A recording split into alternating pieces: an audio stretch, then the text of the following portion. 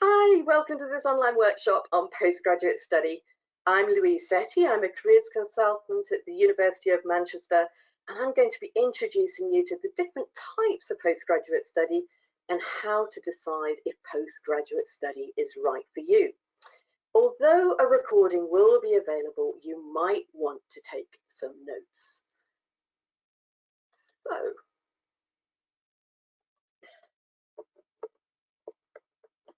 just bear with me.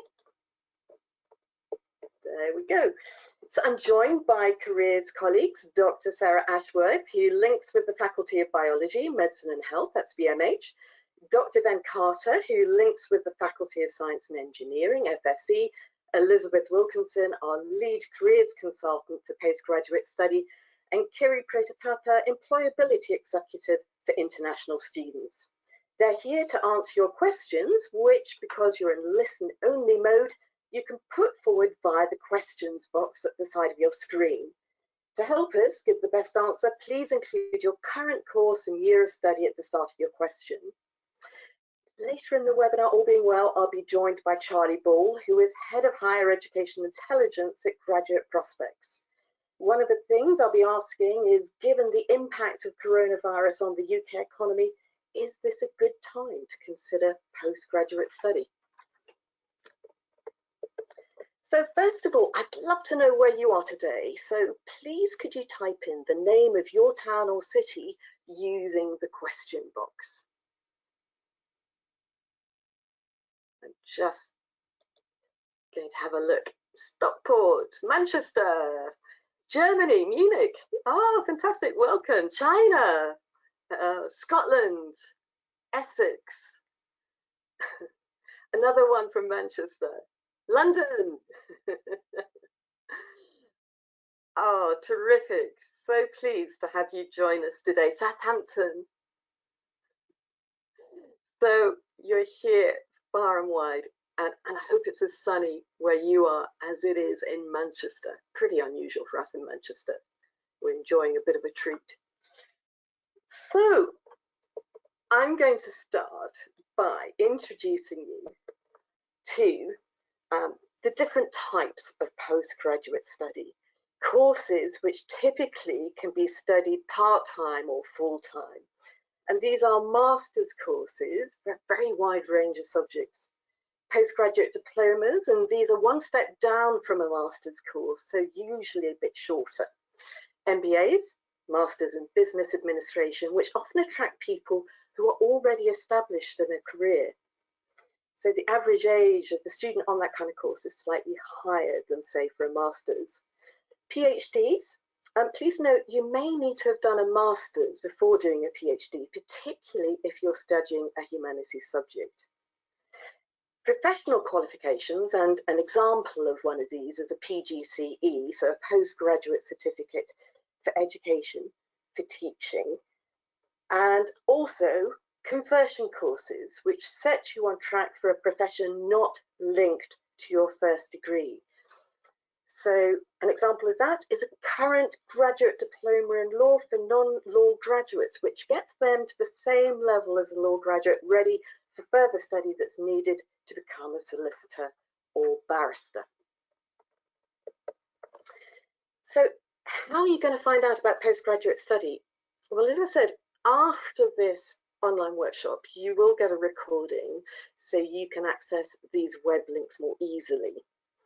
And I'd recommend using these sites, which include the University of Manchester Career Service website, Prospects, findamasters.com, and findaphd.com. But it's also a good idea to talk to your academic advisor, friends and graduates who've done further study. Another useful thing to do is to contact graduates through the University of Manchester's Manchester Network. We've got over 4,000 graduates listed, and they've all included their profile onto that system so you can connect with them. Definitely keep an eye on postgrad sites for the courses you're interested in so you don't miss out on virtual open days. Here at Manchester, these are likely to happen over the next couple of months. But something happening on Wednesday is a virtual national postgraduate study fair run by prospects. It's always important to think about what you want to get out of further study. You may love a particular subject and want to deepen your knowledge in something that can be so rewarding, or you may choose a completely different subject to add to your knowledge base, perhaps one that links well to a chosen career. Either way, we would say that whilst you're studying, make a note of the skills you're developing that are of interest to employers. For instance, problem solving, independent learning, research, advanced communication skills. And take advantage of any opportunities to develop digital skills and practical applications like Excel that can help you in many different types of jobs. But I do want to run through some of the most common assumptions that people can make about postgraduate study. The first one is that a master's will automatically give you an advantage when applying for jobs. Well, in the UK, that's not often the case because many graduate recruiters only ask for an undergraduate degree unless they're looking for specialist knowledge. They'll be interested in your further study, absolutely, but you will need to explain its value and relevance in your application. And if you're interested in working overseas or studying and want to check entry requirements for specific occupations, you will find valuable information on passport careers, something we subscribe to so you can use it for free via access on the Careers Service website. There's also really useful country-specific information on the prospect site. So another assumption often made about further study is that it will make up for poor A-level grades or a low degree classification. This isn't always the case, and we would suggest checking if the kind of opportunity you're interested in is likely to specify the need to have minimum A-level grades or a degree classification such as a 2-1. You know, while a postgrad qualification is likely to look good on your CV, it won't always serve as a substitute for these requirements. If in doubt, ask. Finally, you might think that further study will buy you more time to decide on your next step and perhaps gain more experience through your studies and getting involved in extracurricular activities. Well, yes, absolutely, very often it will. However, be aware that a lot of graduate schemes open for applications at the start of the academic year, so you are going to have to be quick off the starting blocks to get your application in. So if you want to do a conversion or vocational course, in other words, one that links closely to a specific career area, it's worth first reading about the career that interests you. You might discover there's more than one entry route. So use the Which Career section of the Career Service website, which links to graduate job profiles. You could also benefit from speaking to a course administrator or admissions tutor for the course you're interested in finding out about and seeing, what have their former students gone on to do? It costs absolutely nothing to make this kind of inquiry. And course administrators are expecting you to get in touch with them. When considering postgraduate study, think of the cost. There will be course fees, living costs, and application fees where they apply. Course fees can vary, so it makes sense to do some comparisons, do your research. You should also ask course administrators or admissions tutors if there are grants, bursaries, or scholarships or funding from bodies such as research councils that you can apply for. At the University of Manchester, there's the Manchester Masters Bursary with awards of £4,000 for home students who meet the eligibility criteria. The deadline for that is the end of May. We have a comprehensive guide on postgraduate study and funding that's available as a download on the Career Service website. It includes details of the postgraduate loan, which in the current academic year, 2019-2020, is up to £10,906 for a master's course. It's also worth looking into funding options as soon as possible, because deadlines for funding applications tend to be much earlier than deadlines for courses. So, what about where you're going to study? You have to consider availability of places, entry requirements, and the course's reputation. Key indicators include research ratings and destinations of former students. You could use LinkedIn, a professional networking site, to contact a graduate or a current researcher in the case of PhDs who has done or is doing your chosen course, so you can get a first-hand opinion of the value of it. Also think about whether you want to study full-time or part-time. You know, interestingly, only about half of UK postgraduates study full-time. It's a little known fact. Check when you need to apply though, because it isn't always obvious from the information on a course website. And as I said before, don't hold back from emailing a course contact. They do expect to engage with you. So as you know, sadly, we are currently in lockdown. For those of you who later on watch a recording of this, today's date is Friday, 24th of April, 2020.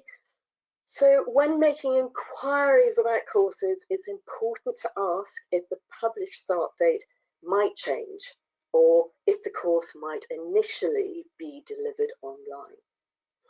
The University of Manchester has an FAQ webpage, which includes information on postgraduate study and is truly essential reading. If you are thinking of studying at another university or with a different course provider, look for similar information on their website. Unlike undergraduate degrees, there is no one application system for further study. So it's not like your experience of applying for an undergraduate degree that you will have been familiar with, and in the UK you would have made your application through UCAS. For academic courses, you'll typically apply direct to the department responsible. For vocational courses, such as a PGCE or law conversion course, there may be a centralised application process.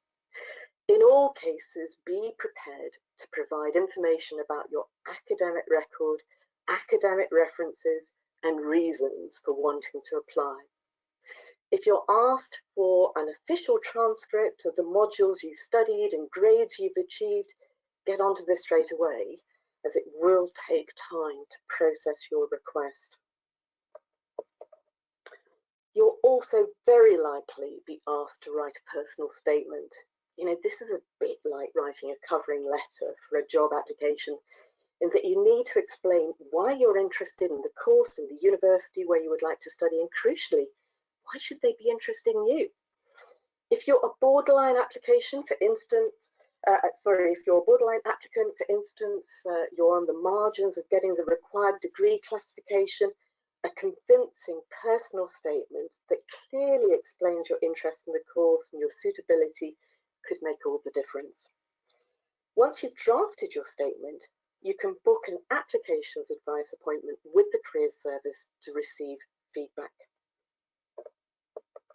So, deciding on further study can be a simple decision for some and a more complex one for others. If you would like to talk this over in confidence with a careers consultant, book an appointment. We're here to help you. Don't forget, you can continue to access our services for up to 2 years after you graduate. And also remember that these slides will be available to you after the webinar, so you have easy access to the web links. We're running other online workshops, including one for international students on frequently asked questions. That's taking place a week today on Friday, 1st of May. So I'm now going to check to see if Charlie Ball has been able to join us. Just bear with me while I just ask one of my colleagues if he is in the waiting room ready to join us. If not, I am going to go to them to find out what kind of questions you've been asking and see if there are any points that they want to raise. So Kiri is supporting this webinar. Kiri, any luck? Has Charlie been able to join us? I'm afraid I can't see Charlie in the waiting room. So would you like me to go ahead and give international students an update? Yeah, absolutely. I'm just going to show your names and pictures. So I think maybe the best thing to do is to hear from each of you in turn. So yeah, Kiri, absolutely. Please, could you give an update? I'm going to turn my webcam on as well. So hello, everyone. Just wanted to introduce myself. My name is Kiri, and I work closely with recruiters and organizations outside of the UK, which employ many of our international students. Thank you, Louise, for all your insights, and I will agree with you that much like in the UK, it varies both between location and sector, whether international employers will require a postgraduate degree. So it is always advisable to research the recruitment market of your preferred destination if you're an international student or a home student looking for opportunities abroad. Just for the international students, I wanted to bring to your attention that in September 2019, the UK government announced its intention to introduce a new graduate immigration route to be launched in summer 2021, which will enable international students to apply for a post-study work visa and remain in the UK for 2 years after their graduation to work or look for work. The government announced that this will be launched in summer 2021, and earlier this week they did reiterate their intention to keep up with this timeline despite COVID-19. So for any international students who are with us today, I just wanted to bring to your attention that if you are considering remaining in the UK for work after study, a postgraduate degree may provide you an opportunity to graduate once this new immigration route comes into effect, thus allowing you up to 2 years to look for a graduate job before you need to convert into a Tier 2 visa. Please be mindful that you should keep checking the Home Office website for updates as to whether and when this new graduate immigration route will come into effect, but there's plenty of additional information on our website if you do require any other support or advice. Kiri, thank you so much. That's hugely helpful. Sarah, would you like to share a question you've answered during the webinar or a point that you would like to make? Yeah, by all means. Hi. So one of the questions we got during the webinar was if you're applying for a postgraduate degree that asks for pre-entry tests. So I know from a point of view of biology, medicine and health, if you're applying to do graduate medicine, they ask you to do one of 3 pre-entry tests. And the question was, how can you do these if obviously they're not currently offering them? And really the question is, we're just going to have to watch this space on that front, because obviously everybody's in the same situation. Nobody's going to be able to take those pre-entry tests, and if they are a requirement, then the institutions will need to consider what impact that's going to have on when they particularly offer those courses, or whether they say for this year we're not going to run any pre-entry tests, and in which case they may bring in different requirements into their application process. But for pre-entry, for graduate entry medicine in particular, it's one of those outlying programs in that you do need to use UCAS, even though it's a postgraduate. But it's one of the exceptions that proves the rule. Sarah, thank you. Ben, do you have a question to share or a point to raise? There has just been another question come in, but I'm going to take a moment just to find an answer to that. I was going to come in on something on, I guess, a practical consideration. Afternoon, everybody, by the way. Hope you're all keeping well. I had a discussion with an admissions tutor a number of years ago about going through applications and assessing people as to whether they're suitable for the course. And their point was, when it came to reading personal statements, the thing that they came back to time and time again was the opening lines, was the idea of trying to get something compelling in those opening lines to keep someone reading. and they said they were getting very tired of hearing the phrase, from a very young age, I've always wanted to study X, whatever X may be. And so if you are feeling tempted by using your long-standing dedication to your subject as your justification for a postgraduate study, go towards something else would be my suggestion. Try and find a personal motivation, a personal inspiration beyond just really wanting to have done it for a long time, because it has been done many times before. Ben, thank you. What an important point you've made. Elizabeth, over to you. Hang on. Oh, let's have another go. I can hear you, but let's give it another go. Well, I'm not sure if anybody, Kiri, maybe you want to let me if you can hear me. It's working fine, Elizabeth. I can both That's hear fine. you and see Okay. you. That's fine. Okay, well, we've had a couple of questions about references, so I thought I'd address those. There's one question which has come through about the reference letters. Is this better for us to ask our lecturers in the field that you're applying into? I think really it's who's going to be able to give the best description of why you'd be suitable for the course that you want to go for. So it might be a combination of trying to find somebody who knows the level of work and the fact that you are capable of tackling work at a postgraduate level.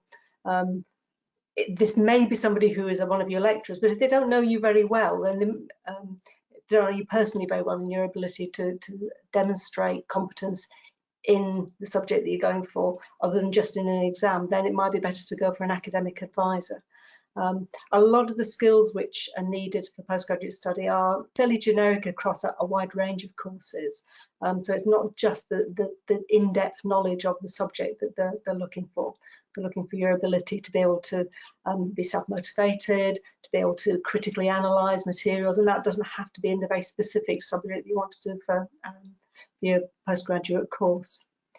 The other thing I would say about references is to make sure that whoever you ask for references, that you let them know what you're applying for, particularly if you're applying for maybe more than one different, say, master's course, and especially if they're in different subtopic areas, because you really don't want one of your referees waxing lyrical about how you'd be absolutely fantastic going for a marketing course because it's all you've ever wanted to do, when actually the course that you also applied for, which you want them to write a reference for, is maybe for HR or something quite different.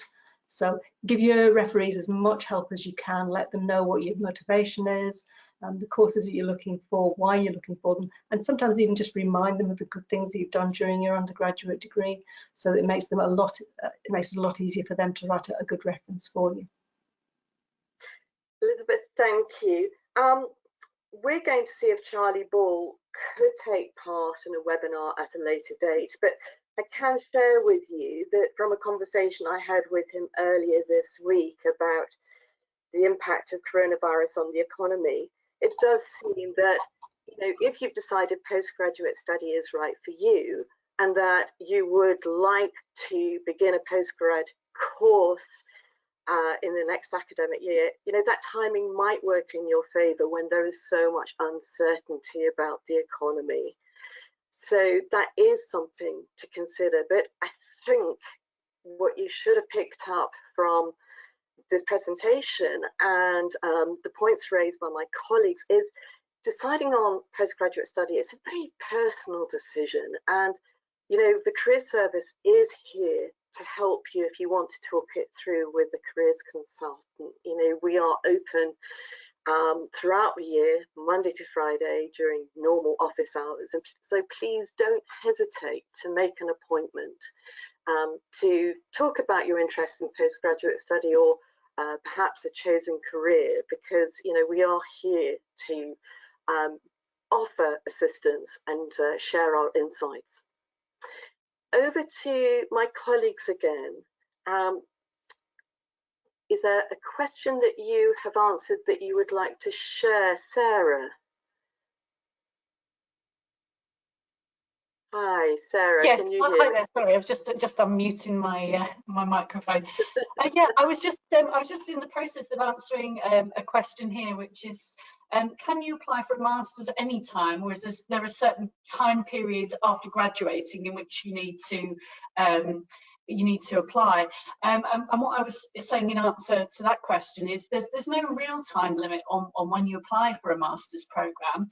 However, in your application, you're going to need to be making clear your motivation for wanting to study this master's programme. So if that's the case, then if you've been working in something that's completely different, so the example I gave, you know, if you decide you want to go and do a master's in modern American literature, and you've done nothing but worked in engineering for the last 5 years, you're going to need to demonstrate why you've got that passion and motivation for doing American literature, for example. And it is very possible. I was talking to one of our postgraduate students just last week who came from a humanities background and had just finished a biosciences master's programme, because actually they'd found themselves working, although they were humanities, working in a biosciences related environment, and they decided they wanted to do a master's programme even though they'd never done any science before, because they'd got an interest from working for the last 2 or 3 years in a very scientific environment. That's so interesting that actually you don't have to stick with an area that until that date, you know, you've focused your attention on. So you could actually take a broader approach.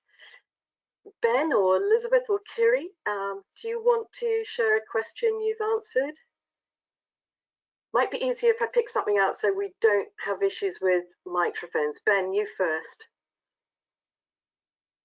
No problem. I'm just scrolling back through some of the ones we've got here. There's been a surprising sudden surge in questions. We had a couple here. So there's one which says, if you've been offered a fast track based on predicted grades, how does this work in terms of application? There, you're going to want to go back to the institution in question in order to ask their advice on this. If they've already told you that fast track is an option, they should have laid out how that works in practice. But if they haven't done that, then I would just immediately return to them to say, all right, you know, what do I need to do next, basically? If they've already said that based upon your predicted grades, you were in a certain bracket to be fast tracked, then there should either be a separate application process that you go through, or, you know, a separate portal, separate website potentially, or they will just a box that you can tick to say, yes, I have been considered for this thing. But I'm afraid it's got to be the awarding institution that tells you what to do next with that. I'm afraid I don't think there's going to be a central resource that helps you with it. Thanks, Ben. I think that links to a point I made earlier, that if in doubt, ask. I mean, I think the experience that most people have of applying for an undergraduate degree is that the application process feels very arm's length. But when it comes to applying for a postgraduate course, there are fewer people applying for a course. And so it is actually easier for a course administrator to engage with you. And they do expect you to get in touch. So, you know, don't hold back from making those inquiries. Much better that you do that and clarify something you're uncertain about than, you know, sit at home worrying about, you know, if you made the right application at the right time. You know, if in doubt, ask. Elizabeth, over to you. Okay, we had a couple of questions about when is a good time to do a master's. So should you do your master's straight after an undergraduate degree, or is it even possible to do a master's later? As somebody who was doing a master's with my employer many years after graduating, absolutely you can take time later. It depends on whether you are maybe doing a subject which you're then going to go off and do something completely different to your undergraduate degree, but want to go back and do a specialist master's later in something related to your undergraduate degree. I think that might be a bit tricky because you would actually have lost some of the knowledge in the intervening years, particularly if, for instance, doing a science course. However, it's quite common to do your undergraduate degree in one subject, go off and do some work, and then start with a different master's later, often in a business or management subject. And that can actually be, I think personally, a better way of doing a master's, because you get to see how you apply the master's directly in the workplace. So, you know, it can be perfectly good to have a break. And you know, it doesn't have to be straight full-time from undergrad straight through to masters, of course. And of course, you know, if somebody is wanting to do further study that links to a career area, it might potentially be useful to get some experience of that career area to be absolutely certain that they want to invest their time in further study linking to it. I mean, it's horses for courses, isn't it? Because we see people who have really benefited from going straight into postgraduate study, and others, as you say, Elizabeth, who have benefited from taking some time to perhaps get some experience first. And maybe, you know, that really points to having conversations with people, having conversations with friends who've done further study, perhaps using the Manchester network that I mentioned earlier and LinkedIn. And of course, you know, come and talk to us, careers consultants. I think the worst thing you can do is sort of just think about it in isolation, because it really does help to bounce ideas off people. Kiri, what about you? Anything that you've been answering that you would like to share with us? I've seen a few questions around what the time commitment for masters are and whether they're harder compared to an undergraduate degree. So I think the real answer would be is that you do see a difference in the way a master's work is that it is a bit more work compared to an undergraduate degree. And then, you know, in an undergraduate degree, when you go from first year to second year into third year and perhaps fourth, you do see how the level of difficulty and the amount of independent study that goes into it increases. And I think that's the same with a master's degree. One thing I'd like to point out to international students doing a master's is that normally during a master's, you will have to do your dissertation during summer. And if you're on a Tier 4 visa, please be mindful that summertime still counts as term time. So you're still limited to working 20 hours a week instead of being able to work full time outside of term time. So if you're someone looking to, if you're an international student looking to expand your professional experience while doing a master's, just be mindful that you're still limited to the usual hours that you're limited during term time, even during summer. Thank you. And of course, there is going to be an online workshop specifically for international students. It's an FAQ, and that's on Friday, 1st of May. So that's a further opportunity to pick up useful information if you're an international student. Sarah, back to you. Any questions that you've been picking up on or points you would like to share? Yes, so a few questions around the funding side of things. And obviously the funding will vary according to exactly what subject you're doing, exactly what institution you are, and also your personal circumstances. But one of those questions was, would I be able to work during a master's course? And again, it will probably depend on the subject, because just like at undergraduate level, different subjects have very much different contact hours. Most people find that a master's level study is sort of a bit like their final year plus a bit more on top. So I guess if you found that you were capable of working part-time during your final year, then it might be a possibility, but it does tend to vary from subject area to subject area. Yeah, I must admit, I found my master's pretty full on. And I'm an example of somebody who did it much later in life, as Elizabeth was saying earlier. But from talking to current postgrad students and those who have completed their master's courses in recent years, I get the sense that one of the great things that you can do is get involved in extracurricular activities. You know, perhaps when you're an undergrad, you regretted, you know, maybe missing out on getting involved with the student society or doing some volunteering or whatever. And of course, those opportunities are open to you as a postgrad.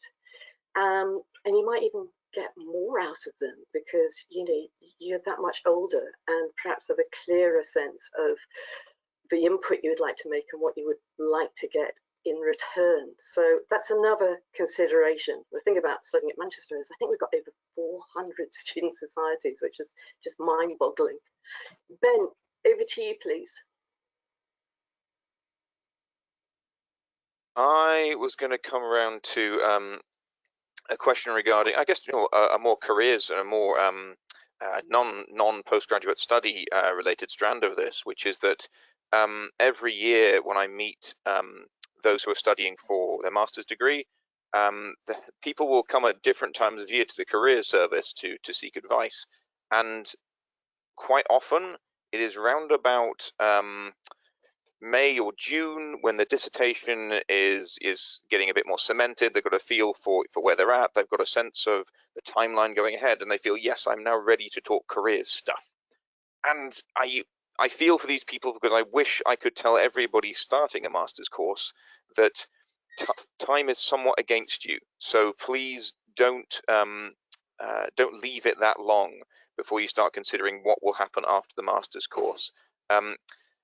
If you're serious about going straight into work immediately after your master's, be aware that certainly for the UK recruitment cycle, that all happens around about the start of the academic year.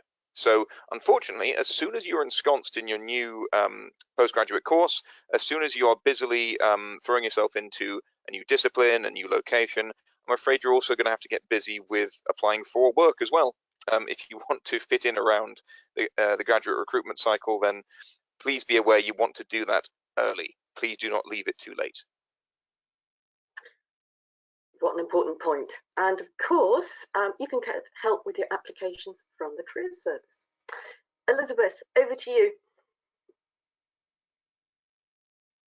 Okay, just looking at the ones which are coming through. Some haven't had a chance to read this, so let's go for it straight away. Could you please talk a little bit more about the graduate jobs the university is offering? Are they exclusively for University of Manchester graduates, only available to graduates who've just graduated, or can any alumni apply regardless of when they've graduated? Then there are normally time limits on when people can apply for our graduate jobs which are based just at the university or through our MGT scheme. However, obviously we advertise many jobs which are open to people whenever they've graduated, as long as you feel that you fit the criteria they're looking for, and it fits what you're looking for. It doesn't really matter whether you just graduated or you're one of our alumni who's still got access to our system. What you will find is that you have access to Careers Link for all our vacancies for up to 2 years after you've graduated, and any of them are fair game for up to that full 2 years. As for things like the MGT vacancies that we do have specific time limits because they're aimed at the most recent round of graduates. I'm not sure what the time limits are going to be for this year, but yeah, there will be limits for those, and you can't really go away for a year and then come back and hope to apply for one of those MGT positions. I certainly had a few people who've discovered that when they've gone travelling and thought that they'd like to come into one of those positions later and discover that they've just missed the cut-off point. So do it sooner rather than later, I think, is going to be the answer there. There was another brief question, if you want me to cover that one, about GRE and GMAT. I don't know if everybody's covered those yet. Oh, yes, please. Yeah, GRE and GMAT exams are ones which you have to sit if you wanted to do postgraduate study in the USA, but also for quite a few other countries. They piggyback onto that system. And issue was about how are you going to be able to do a GRE or GMAT exam if you can't travel, because they normally have to be done in the autumn before you apply for a course which needs those exam results. And while we've been talking, I've done a quick search online, and for the first time it looks like GRE at least, I haven't checked GMAT, and the other way around, GMAT rather than GRE, are starting to offer them online. I think there are restrictions on they have to know exactly which computer you're going to be using, sending them details, but it does look like they're finally having to catch up with the new realities that we're all dealing with at the moment. So I think it's going to be a case of just having to constantly search for answers for those kind of issues, as we're all just struggling to keep up with how do we move to online. You're going to find new solutions coming through very rapidly, I would think. Yeah, okay. Things certainly are kind of changing on a daily basis, and so I kind of refer back to a point I made during the presentation that the University of Manchester have an FAQ website for applicants to keep them up to date with decisions being made about courses. and I included a link in one of the slides. So do keep a close eye on that website, and other universities, I'm sure, will have a similar website about courses and how they've been affected by COVID-19 and the lockdown. Louise, could I just jump in on the GRE question? Yeah, for sure. Just to say, I just had a quick look at their website, and there is a statement on here: to meet the needs of students who are unable to take the GRE test at a test centre due to public health concerns, they're currently offering a GRE general test at home option, identical in content, format, on-screen experience to the GRE general test taken at a test centre, etc., etc., etc. It's saying at the moment through until June the 30th, but I'm assuming that will change as and when conditions do. So there we go, a small update. Fantastic, thank you, Ben. Kiri, anything that you would like to add? Hi. Just so there's a question there about resources for international study.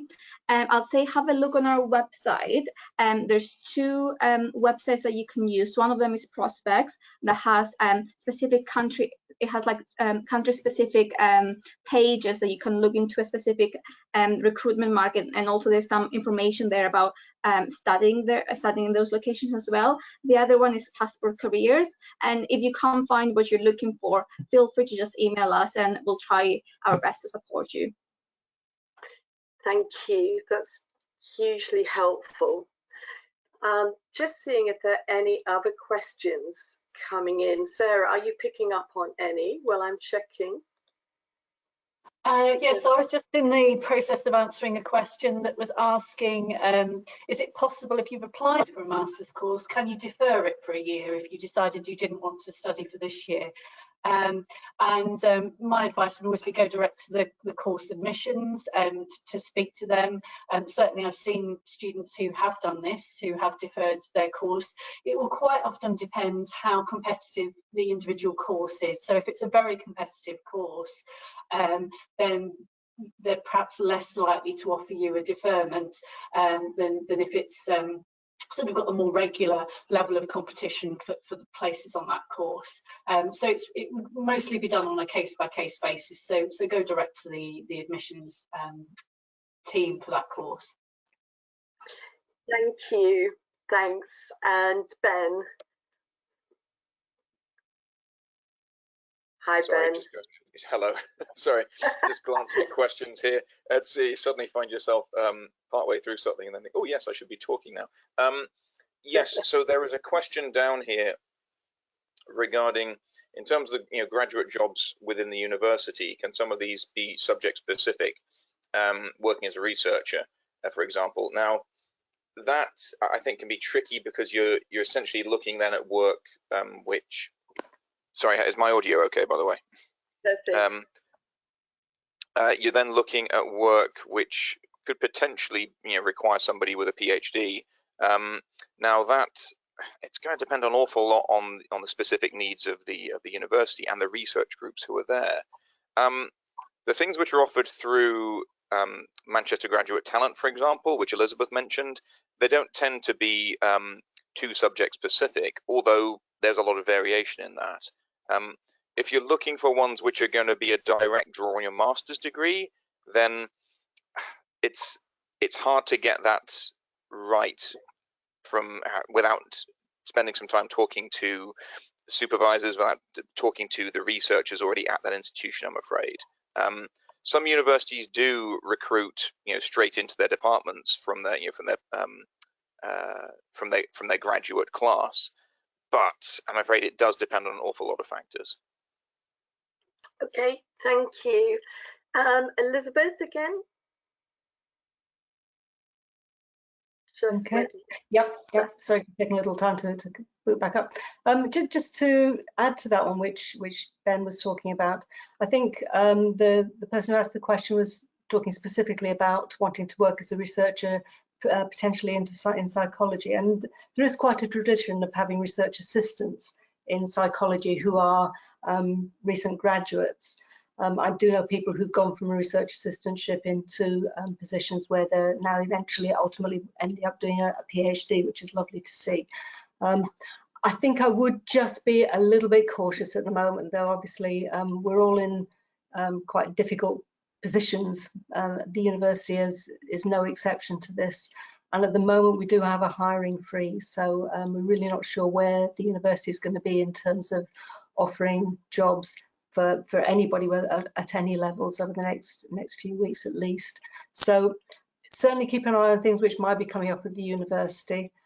However, always have a plan B and a plan C at the moment. I don't think it's something that we can rely on. It's really not a normal year at the moment.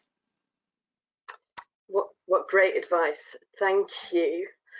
And Kiri, is there anything that you would like to add or a question you'd like to share before we wrap? I think that's all from me.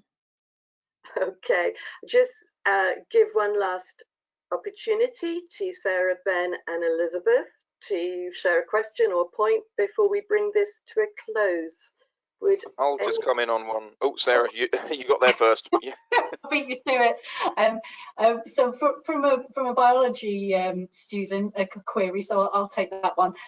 So once starting a master's, when should I start applying for PhDs? And this is for somebody who's ideally looking for a funded PhDs that would have international student status. So my advice would be look as soon as possible, because there are some funded PhDs available that are open to international candidates, most notably in the biosciences area, the Wellcome Trust. And you do tend to find these advertised quite early on in the cycle, because they're offered by a large funder. They usually know sometime in advance how many PhDs they're likely to offer. So the answer would be, it will be tricky because you'll be just starting your master's course and you'll be wanting to apply for a PhD straight away or very soon, and quite possibly before you've started the bulk of your research work. But it's worth looking out for those funded PhDs. They do still come up later in the day. I do know an international candidate who got a fully funded PhD at the end of June a couple of years ago. So it is possible, but to give yourself the best chance, then I'd say look from September as soon as you're starting your master's programme. Thank you. I'll hand over to Ben. I'll actually follow on from that to say that when it comes to PhD applications, I hope if you're already seriously considering the PhD, you may already be thinking along these lines, but please talk to supervisors, talk to potential supervisors. And if you can do that in the summer leading up to your master's year, fantastic, because it allows you to lay the groundwork and let this person know that, oh, by the way, I will be applying next year. Could I please ask you about your project? Whatever questions you may have. It just means that you're not just a random name when that application suddenly hits their inbox. They've actually heard of you. And I have, again, anecdotally, I have heard of people being not fast-tracked, but certainly being offered the chance to come and have informal discussions, meet research groups, that sort of thing, off the back of this kind of inquiry. And I think most supervisors will really appreciate you doing this because they want to get the best possible candidate and the best match. It's not actually what I wanted to throw in, because there was a question here on deadlines. One of the deadlines for masters or graduate jobs, a lot of that, again, let's stick with the UK market, a lot of that will come by the end of October, start of November. You'll find a large number of them falling then, and certainly a great many more by the end of November. It's just the priorities a lot of graduate recruiters set. Some of them start incredibly early, going right into the summer in some cases, but let's stick with the master's courses. This is a slightly changeable thing because it depends a little bit on the prestige of the institution offering the masters. And if they are oversubscribed, then they are more likely to have a deadline sometime in semester one, because they can fully expect to get a large number of applicants and they're pretty confident of filling all their places. If they have any kind of deadlines, it will often also be linked to any funding which they offer. If they have scholarships, anything like that, then that is also likely to be linked to any deadlines they have for applications. If they are less prestigious, if they are maybe not so high up the league tables and their priority is filling those places, then they're going to stay open longer, possibly until they filled all of them. Now, of course, there's no way for you to know this, and so the advice is always apply early. Get your application in so that you don't have to worry about it during your final year of undergraduate study, for example. You get it taken care of, and you stand the best chance then of being in at the start, and they will see your application. You'll be considered alongside all the other good candidates who are there. So you can apply late, but be careful with that, because you can come unstuck if they decide they're going to close their doors because they've got enough good applicants already. Can I just add to that, that of course we have to allow for the fact that some courses have more places than courses offered by a university elsewhere in the UK. So don't assume that because a course still has places available, it's not a good course. It could just be because it's a new course, so it's actually been open for applications later in the academic year, or actually they do perhaps offer more places than a university elsewhere in the UK offering a similar course. So certainly in humanities at the University of Manchester, there are places available for an awful lot of master's courses. If you're interested in the course, do make inquiries, get in touch with the admissions contact. As I said earlier, there's no harm in doing that. They do expect to hear from you, and it is the easiest way of getting the answer to a question. Okay, thank you, Elizabeth. Just handing over to Elizabeth. Yeah. Okay. Just one a final question has come in about doing a dissertation in an arts subject. Somebody who's in the second year and they're thinking about a dissertation is optional next year. Should they do one, or do they need to do one if they want to do a master's in that subject? It's one of these things which nobody's going to say it's absolutely critical that you do it. However, what a great opportunity to demonstrate that you've got the ability to do an extended piece of work. It means that when you're writing your personal statement, hopefully, depending on when you're applying, that you may already have the experience of trying to put together a long piece of work, academically based, critical analysis of a subject. And it really does show your motivation and your ability to be able to handle a quite in-depth piece of work. So I would say that's an opportunity really to take. More than anything, though, it's an opportunity to test yourself, because if you do the dissertation and you find that you really don't enjoy it, that's probably a really good indication that at least an extended master's like that may not be the right thing for you. However, what we often find is that people will do either a project or a dissertation in their final year and suddenly realise that they absolutely love the process of doing their project or dissertation. And in some cases, they haven't actually applied for a postgraduate course. So sometimes it's, when maybe we're thinking about applying for a postgraduate course on the assumption you're going to enjoy your dissertation, and then try it out and see if it really does capture your imagination. Okay. Thank you so much. Right, okay, I'm just going to put my webcam on, and hopefully that will work. Yay. So I just want to say that I link specifically with humanities, and so if anybody's taking part in today's online workshop and they are seeking to apply for a humanities postgrad course, please don't hesitate to contact me direct. My email address is louise.sethi, that's SETHI, at manchester.ac.uk. I and my colleague Kiri will be having a look at the questions that you posted throughout this webinar, and we'll be answering any that we don't think were addressed throughout the time we've just had. I just want to say a huge thank you to all of you for taking part. I'm just so pleased that you've been able to join us, and a big thank you to my colleagues. And just give you a few reminders. I've said it once, but I think it probably needs to be said again. The career service is here for you. It's your career service, and you can continue to use the career service fully for up to 2 years after you graduate. We are open throughout the year And it's really easy to get in touch with us. Just go to our website, that's manchester.ac.uk/careers. We've got so much information on that website. It's quite amazing. You will find lots of information about postgraduate study. As I said earlier, loads of information about specific careers. And you can book a guidance appointment, you can book an applications advice appointment, we can help with personal statements, we can help you practice for an interview, any type of interview, telephone interview, video interview. So do keep in touch with us, and I hope that after this you will access the recording, so you've got easy access to the web links. There are quite a few included, they are worth checking out. Above all, stay safe, look after yourselves. Again, thank you so much for joining us today. We would have loved to have seen each of you in person, but we didn't want to crash the system, so sorry that you were sort of kept invisible. But it's been absolutely brilliant getting your questions, and as I said, do keep in touch with the Careers Service. Thank you so much, and have a lovely afternoon. Bye.